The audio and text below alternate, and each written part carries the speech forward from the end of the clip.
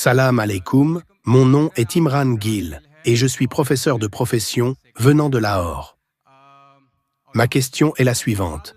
J'ai étudié la Bible sacrée plusieurs fois et parce que je suis étudiant en théologie, j'ai aussi étudié le Coran. Et en étudiant le Coran, j'ai découvert... Quel est votre nom? Imran Gill. Êtes-vous musulman ou non musulman? Je suis chrétien. Chrétien, d'accord. Répétez à nouveau. Oui, je veux dire que je suis professeur de théologie. En plus de la Bible sacrée, j'ai également étudié le Coran.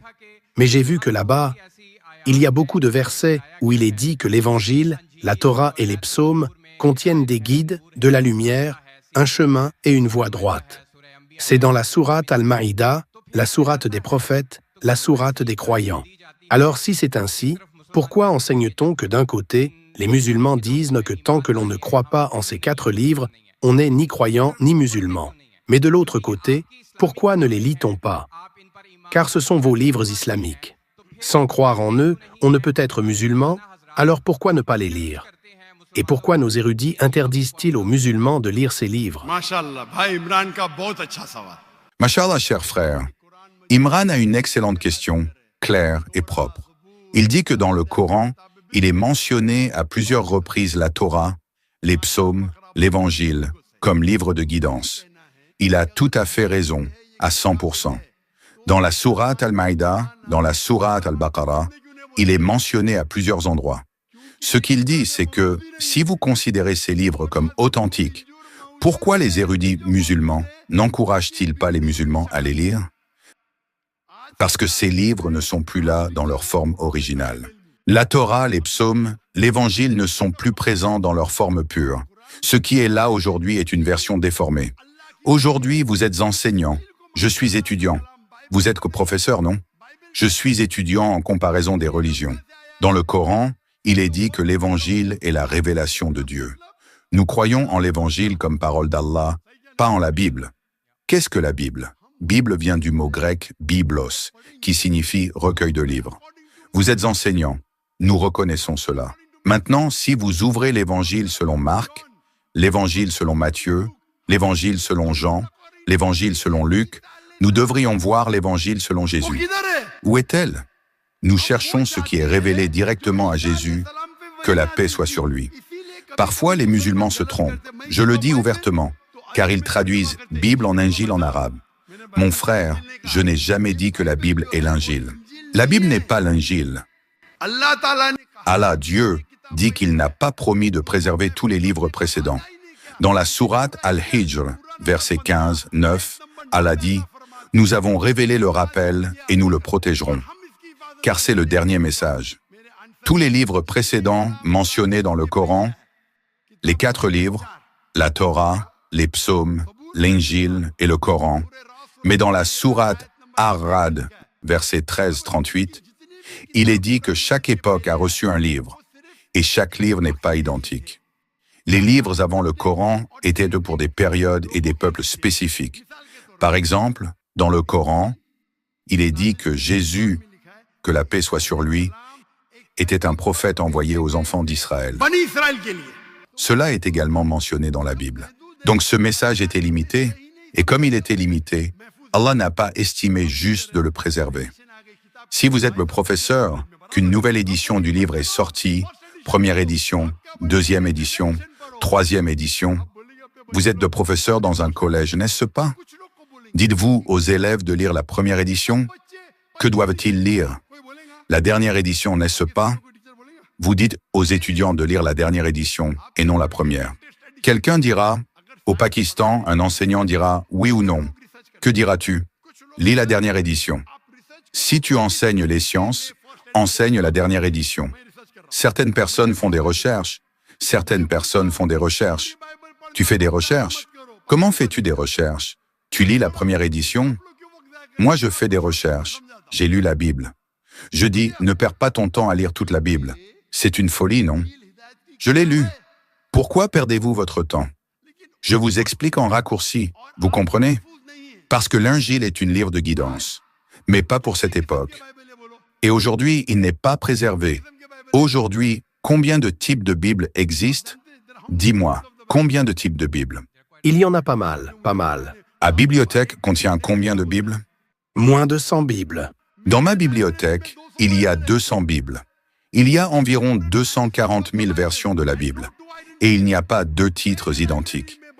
Dans ma bibliothèque à Bombay, il y en a environ 240. Mais la plupart des traductions du Coran sont les mêmes. Il n'y a qu'une seule version en arabe. Les versions de la Bible, les manuscrits originaux, sont différents. Alors laquelle vais-je leur demander de lire? Juste celle qui existe, l'original. Mais l'original n'existe même pas. Les érudits chrétiens disent eux-mêmes que vous n'avez même pas lu l'original. Et je dis, l'original n'existe même pas. Les 24 000 sont celles qui sont les plus proches de l'original. Alors pourquoi certains devraient lire? Moi je lis, je demande. Est-ce que tu diras à l'école, au collège, « Oh mes frères, aujourd'hui la 20e édition est là, allez lire tous de 1 à 20. » Non. Certains disent que si vous voulez faire des recherches, c'est à moi de le faire. Pourquoi je demanderai aux autres? Pourquoi demander aux 2 milliards de gens? Tu as ta réponse. Tous ces livres ont été modifiés. Mais monsieur, il n'est dit nulle part dans le Coran qu'il a été modifié. Il n'y a pas un verset du Coran qui dit qu'il a été changé. Au contraire, il dit que c'est la lumière. Il n'y a pas un seul verset qui dise qu'il a changé. Cela sera dans le hadith, mais Je vais le dire maintenant. Sourate Baqara, Sourate 2, verset 79. فويل للذين يكتبون الكتاب في أيديهم ثم يقولون هذا من عند الله ليشتروا به ثمنا قليلا. Dites à ces personnes qui écrivent des livres de leurs propres mains et disent que cela vient d'Allah. Qu'est-ce que le Coran? vous n'avez pas dit qu'il a changé. Je dis que cela est écrit à la main, pas dans l'original. Toutes ces Bibles sont écrites à la main et cela est mentionné dans la Bible. Cela est mentionné dans la Bible. Puis-je dire quelque chose? No, you cannot say. Non, vous ne pouvez pas dire. Parce que si vous êtes un bon professeur, je vous ai demandé 30 fois. Vous direz de lire la 4e édition. Vous vous taisiez. Vous vous taisiez. Si vous êtes un enseignant et que votre 20e édition de sciences est en cours, vous direz à vos étudiants de lire la première édition, de lire de 1 à 19. Cela signifie que vous n'êtes pas un véritable homme. Pardonnez-moi. Pardonnez-moi, vous n'êtes pas véritable. Quand vous êtes coincé, vous n'ouvrez pas la bouche. Dites-moi un verset alors. Mais vous êtes silencieux. Pourquoi ne pas simplement dire « Oui, désolé, j'ai fait une erreur ». Cela ne te rend pas moins grand de dire « désolé ». Monsieur, je vous respecte. Si vous me respectiez, alors je vous ai posé une question simple. Vous êtes le professeur, je ne suis pas un professeur. Allez-vous dire à vos étudiants de lire la première édition jusqu'à la 19e? Vous n'ouvrez pas la bouche. Mais il y a une différence entre le livre commun et la Bible. N'importe quel livre. Il y a une différence entre la Bible et le Coran. Absolument vrai. Il y a une différence entre la terre et le ciel. Entre la Bible et le Coran, il y a une différence entre la terre et le ciel. Absolument vrai. Absolument vrai. Nous ne voulons pas faire perdre leur temps aux gens. Alors, qu'est-ce qui est écrit dans le Coran? Que les gens de leurs propres mains écrivent un livre et disent « Ceci est le livre d'Allah » pour gagner de l'argent. Pour gagner de l'argent. Alors Allah les gifle, et les gens comme vous lisent, et ils deviennent fous, tandis que les gens comme nous analysent. Nous lisons aussi. Je lis au nom du reste des musulmans. Je fais Fardé Kifaya. Monsieur, faut-il vous écouter ou écouter le Coran? Il est écrit dans le Coran. Il est écrit dans le Coran. Je parle du Coran. Le Coran dit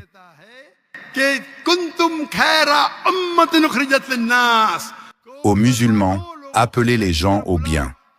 Le Coran dit, venez à cette chose. La différence entre vous et nous, même si votre Bible a été modifiée, je lis quand même votre Bible et j'y trouve la différence. Si votre audace attaque le Coran, alors je me défends. Sinon, tout ce que vous voyez, c'est mon discours sur les similitudes entre l'islam et le christianisme, les similitudes entre l'hindouisme et l'islam. Alors, en quoi est-ce que je t'ai menti? C'est toi qui t'es humilié. J'ai posé une bonne question et tu as commencé à m'humilier. Je dis simplement, frère, qu'est-ce que tu fais? Pourquoi te disputes-tu? Je te donne une chance de parler et je n'éteins pas le micro. Il est tard, il est 12h30. Je ne crois pas qu'un missionnaire chrétien te permet de répondre aux questions ainsi. Ils ne font que des discours, eux. Est-ce que tu es en train de t'humilier? Tu as posé une question à laquelle j'ai répondu. Tu dis, montre-moi un verset. Tu aurais dû dire, merci, docteur. Zakir Naik. Pourtant, à 12h30. Bon, c'est toi, tu humilies des milliers de personnes. Qu'Allah te guide. Au lieu de dire merci, tu me traites d'humiliant. Merci. Vous avez répondu à ma question. J'ai répondu à 3 questions. Parce que la Bible, c'est la version corrompue de la Bible. Où est-il écrit dans le Coran que la Bible est le livre d'Allah? La Bible, aujourd'hui, n'est pas dans sa forme originale. Aujourd'hui, la Bible est la forme corrompue de la Bible. Pour cela, certains musulmans devraient même faire des recherches et débattre avec les prêtres afin qu'ils puissent les ramener à la religion. Tous les musulmans ne devraient pas perdre de temps. Et quand tu as dit « montre-moi un verset », tu aurais dû dire « les gens écrivent le livre ». Tu as répondu à 2 ou 3 questions. À la fin, tu as dit « merci ». Qu'Allah te guide, afin que tu viennes sur le droit chemin.